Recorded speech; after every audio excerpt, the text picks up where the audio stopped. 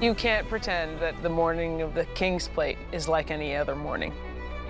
The King's Plate weekend is a lot of emotion. I start getting everything ready for that big day. Because it's the ultimate race in Canada, it's a constant lead up to. Our biggest race day of the year, it's game day. You need to mentally slow it down. And just focus with what happened in that moment. You've made all the plans, but as soon as that gate opens, things change in a hurry. You have to be ready so that you don't have to think, you just react. This is not a carousel, it's a hard race. And unfortunately, there's only one winner.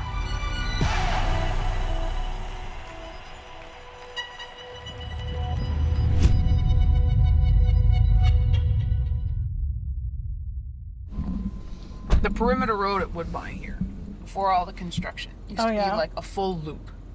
And there was only like 2 stop signs. I'd go around once to make sure there was no police cars.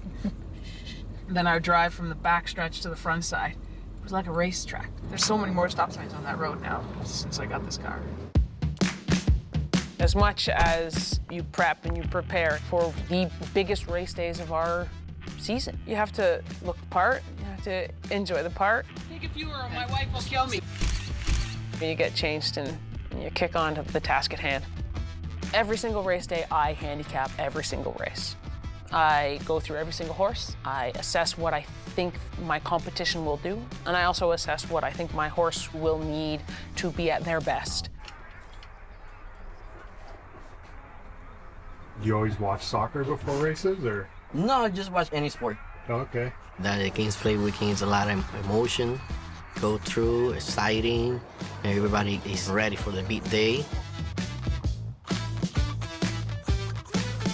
For me, just try to get relaxed and don't thinking too much about how big race is, right? Because if I do that, I start getting nervous, right? The alarm clock goes off at the same time. You know, we're waking up 3:45, get here for the track just shortly after 4:30 in the morning. There's a lot of preparation to kind of make sure everybody's organized and who's doing what. Just to make it to the race is a massive accomplishment in itself. And the fact that Kevin had 5 horses make it to the King's Plate is a miraculous accomplishment, to say the least. But he's got to have a great team in mind. I'll be the first one to say some jockeys might think I'm a little tough to deal with, but at the end of the day, I expect good results. I put a lot of pressure on myself to win, and when you ride for me, you're gonna have that pressure as well. I want the best, and I expect the best. But now you've got to make that next step, which is to win the race itself. The King's Plate was race 10, and we have 13 races on the program. There's multiple undercard stakes, and there's multiple other races on the day. What I love about it is it's a uniquely Canadian event because the only horses that are eligible to run in it have to be born in Canada. It's one of the few things in sports that is strictly Canadiana still.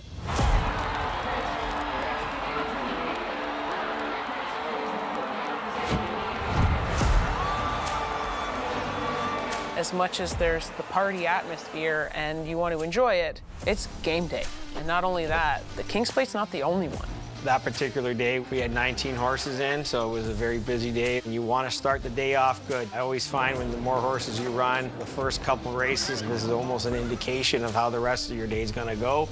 We compete 13 different games in a day. I would say that's one of the biggest challenges that a jockey faces as a professional athlete. Because if there's one clink or one bad thing happening in that assembly line of things, then the whole day can get thrown off a little bit. Our first horse that we ran that day, he ran 3rd. Wasn't a bad race. We came back in the 2nd race and we had a 2nd, so we were kind of getting a little closer, I guess. We already got some plan already set up. So when he come, we was talking to stay with the plan, right? You've made all the plans, but as soon as that gate opens, things change in a hurry. All you can do is just hang on and don't fall.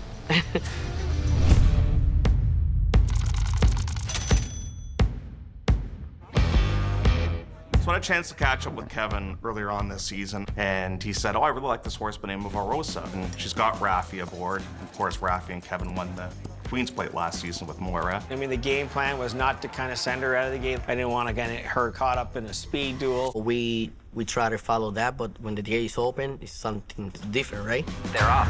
Best blow there was 454. Best into stride is Rosa. Didn't want her there, but she ended up there. and she sets a blistering pace. You cannot go head to head with the horses because we have to save some horse for the end, right? Fourth placing is Rosa. Rose is kind of behind a wall of horses, and she's looking for room. Looking for racing room is also Rosa. It's kind of like you're on the 401 and you're locked behind a wall of horses and you want to change lanes, but you can't. Now I cannot keep going out because we're gonna turn so wide, and I decided to stay where I was. For a trainer watching it, it's like your heart goes in your throat and you're saying, what is this jock doing? Going through on the inside is Rosa, and now looking for someone to run through. Dig in, mama, dig in! Dig in, baby! Rosa got the break though. Rosa in front, and the catch a glimpse goes to Rosa by a length to ready to jam. What you do before in the race, that's no matter. The thing is, just get there first. What a training job. Huh? What a training job. I'm tired of these jockeys getting all the credit. After the race, Kevin told me, you get me nervous. I say, tell me about it, I'm on the top. I gotta watch again. Jimmy, I was gonna pick outside and then the 4 He drift was the gonna 7. pick the outside. I was gonna go outside and the 4 drift the 7. Oh, wait. Fuck, now I stay here. And that's why you try to ride the best, because those guys, they get paid to make those split-second decisions, and at the end of the day, there's only one winner.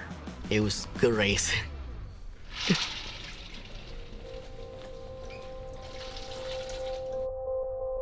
Sometimes plans can go out the window, the gates open, and whoop, you're last by many. It was not the plan.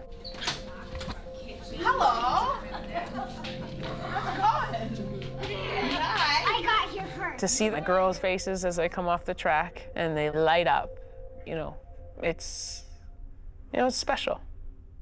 You gonna watch the race in front? What are you? Yeah. Horse, is that right? You have to essentially turn the page and focus on the next race and the next horse and the next connections. Boom. I love you. Bye. My horse in that particular race, Ready Lady, she has really started to come back into form. As I got to know her, I started to get more comfortable and confident with what I feel helped her tick. There's a couple of tough horses in there. Moira, Champion. That was one of the horses, obviously, I wanted to keep my eye on.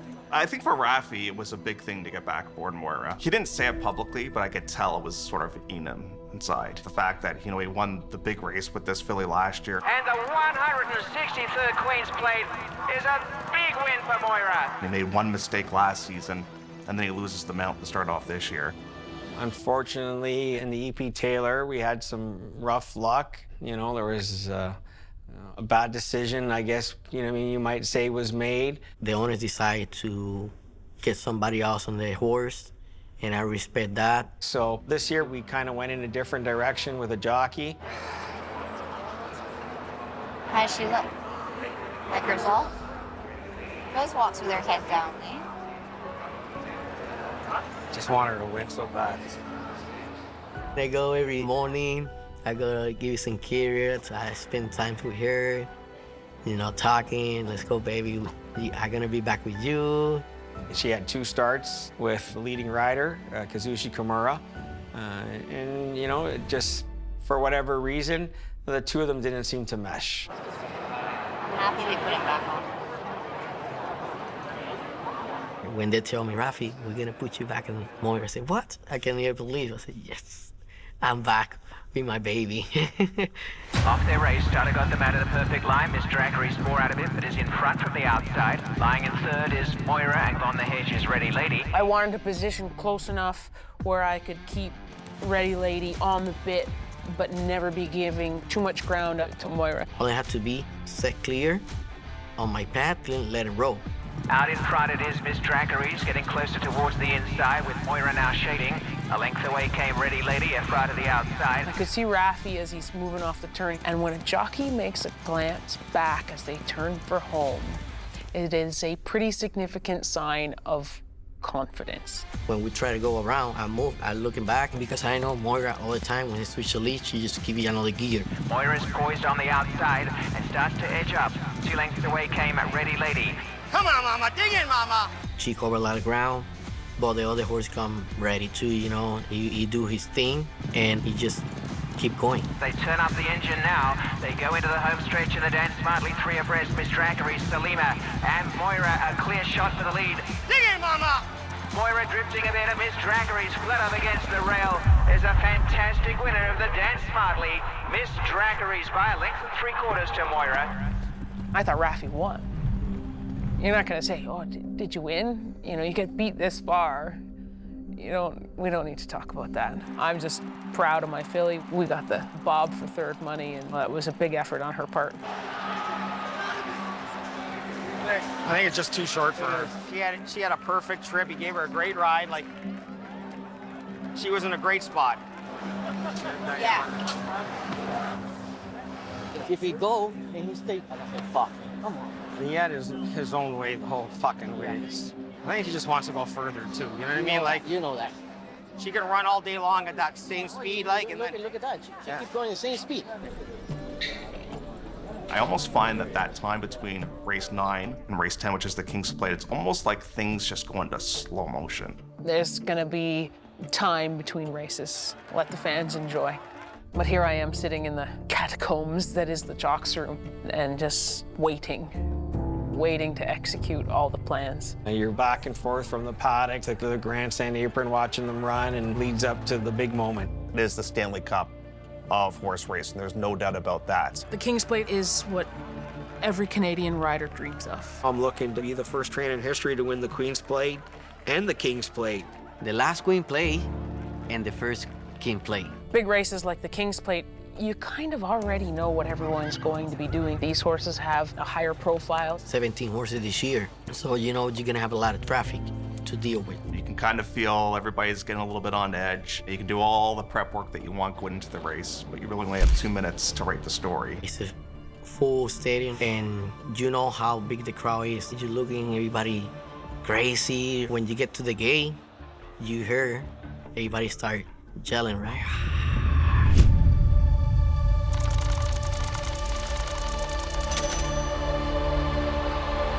And they're off in the King's Plate. So many people yelling, but you don't hear nothing. You block. Every noise outside, you lock that. All the race is like that. It's so quiet. I got extra butterflies in my stomach. I know that something special is gonna happen. I've been hired to do the job, and I'm very good at what I do. My horse, Cool Kiss, he doesn't have that tactical speed. He was more an off-the-pace runner. Unfortunately, with an outside draw where I was, I needed to have everyone kind of run away from me and tuck over and get into a position. And the one guy on my form that was gonna be looking to do the same thing was Rafi on Wickenheiser. I'm not gonna lie, it's definitely challenging watching 5 horses in one race. Wickenheiser, we had high hopes for. When we broke out of the gate, we have a good position, but everybody start taking the horse back, and my horse get bumped a lot. My horse don't like that. Then came Wickenheiser, Cool Kiss, and trying to get up the rails, Philip, my dear. Excuse me, Rafi, can I just go over there? We can't do that in horse racing. Things change quickly. They have to make decisions out there based on what they see and what they feel. You have to figure out how to go around, where you're gonna go, don't get stopped, right? Unfortunately, there's only one winner, and there's going to be a lot of disappointment at the end of the day. A prince becomes the king. Paramount Prince wins the 164 King's Plate. A length and a half.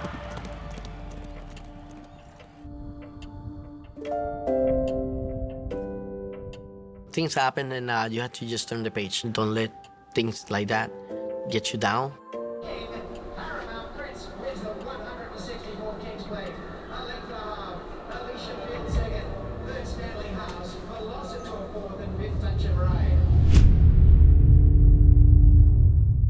Well, it's so ironic because when it's Game 7 of the Stanley Cup Finals, you play the game, you get, 2 or 3 months off before you have to get back, and with a rider, your job's not done after the King's Plate. That's just one race in a theater of acts. For me, when things like that happen, I get more angry. In the next race, man, this thing happened in the last race, that ain't gonna happen now. And they're off. Rafi, what was so impressive to me was not only did he not have much luck in the King's Plate, but he rode a very young horse in the next start and was able to win at a big price, as a matter of fact. Rafael Hernandez, Western World going on to the wider score. Second Oscar's Son, third up Rumar, and fourth Super Attentive. They get you in the horse because they think you're the right person to get the horse to the finish line, so you have to do it. All right, guys, Thank you for everything, okay? Thank you for everything. It looked as if Emma was a shutout on the day. I've ridden the last race. I'm done. It's been a long day, and I don't have to rush back for the next race, finally.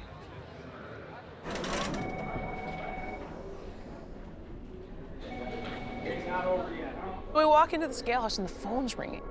There should be nobody in here, and why is the phone ringing? A gentleman by the name of Ryan Munker was scheduled to ride a horse in the race prior to race 13. A horse reared up and actually fell on him. Hi, Allie, it's Emma. She's like, I know. She knew it would be me on the phone because she has the camera, and that's why she was calling. Ryan had gotten hurt. Would I want to pick up the horse in the last race? Okay, I'm coming. I'm getting ready to ride this horse. I haven't handicapped the race. There's no preparation. When I came out and met Ron, the trainer, he says you can put him anywhere. You can do whatever you want with him. Just ride him with confidence. I haven't won a race yet. I'm gonna have to win the last. She has zero preparation going into this race. Oh, and by the way, it's the longest race of the day. Taronski's an elusive knight right down the outside from the back.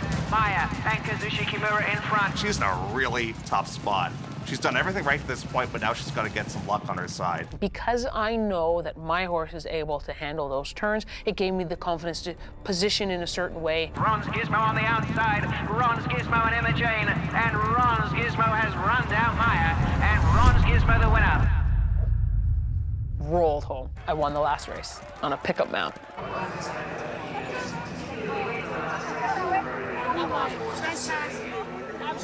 And to make a big horse like this, they turn a foot like that. And what was so nice for me to watch on that particular occasion was she won the race and her family was there too. They're my family, but to be included in the win photo, that was the highlight. Can we go home now? Every jockey, we know like enemies. We know like that because we're here for the same.